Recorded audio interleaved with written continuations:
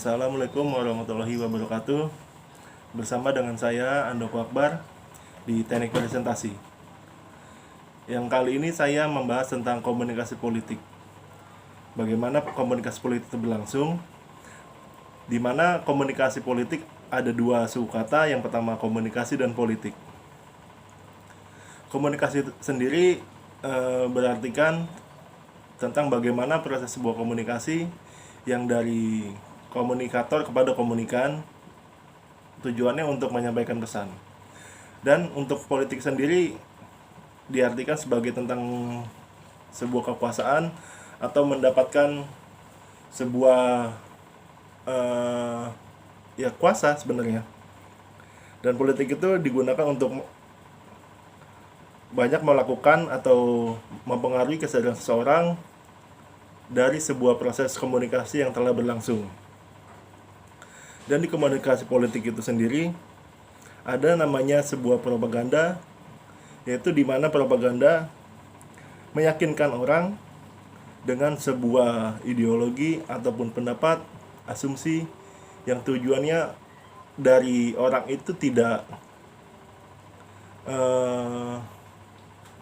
tidak mengerti ataupun nanti akan dijelaskan sehingga orang itu akan menurut atau mengikuti sebuah pesan dari si tokoh itu tersebut. Komunikasi politik itu banyak sebenarnya, yang dimulai dari adanya sebuah retorika. Kalau kita kenal sebuah retorika itu sendiri sebuah permainan bahasa yang ditujukan kepada khalayak ramai. Misalkan dari sebuah pidato disampaikan kepada orang luas. Dan ada analisis propaganda yang juga bagaimana sebuah proses pesan itu sampai mempengaruhi khalayak. Dan di dalam unsur komunikasi politik sendiri itu ada namanya studi perubahan sikap, di mana kita harus mempengaruhi sebuah perubahan ataupun sikap seseorang kan berbeda-beda dari suatu wilayah ataupun dari unsur psikisnya atau psikologinya seseorang itu pasti akan berbeda-beda, dan bagaimana kita mempengaruhi sebuah pesan itu. Dan ada yang namanya pendapat politik.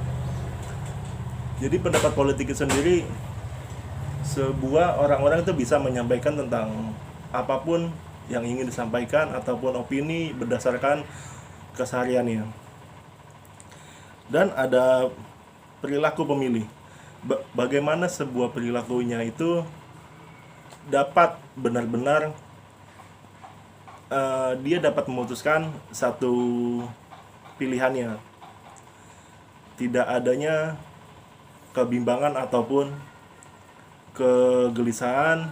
Dia benar-benar memilih dari kedua pilihan itu sehingga pilihan tersebut akan menjadi matang. Dan adanya juga hubungan pemerintah dengan media. Yang kita tahu sendiri bahwa media sangat berpengaruh dari perubahan sikap, perubahan perilaku, perubahan opini, sudut pandang, perspektif, dan segala macamnya. Di mana media juga berperan aktif dalam menyampaikan sebuah pesan politik. Yang kita tahu sendiri, yang sudah mau masuk ke dalam Pilpres 2024, banyak sekali calon presiden 2024 itu sudah menggaungkan, mencanangkan di beberapa media, mulai dari poster, brosur, pamflet, baliho, stasiun TV, radio, dan segala macamnya. Dan hingga sekarang sudah masuk ke dalam media sosial itu sendiri, mulai dari Facebook, Instagram, dan YouTube. Mereka sudah mencanangkan mulai dari sekarang bahwa menyalurkan apapun visi misinya dan merubah sebuah mindset, membangun sebuah propaganda yang bahwa pilihan A, calon A itu tidak berkompeten dan calon B itu tidak berkompeten, bahwa dialah sendiri yang akan berkompeten, akan maju ke dalam Pilpres 2024. Mungkin itu saja yang bisa saya bahas. Terima kasih. Assalamualaikum warahmatullahi wabarakatuh.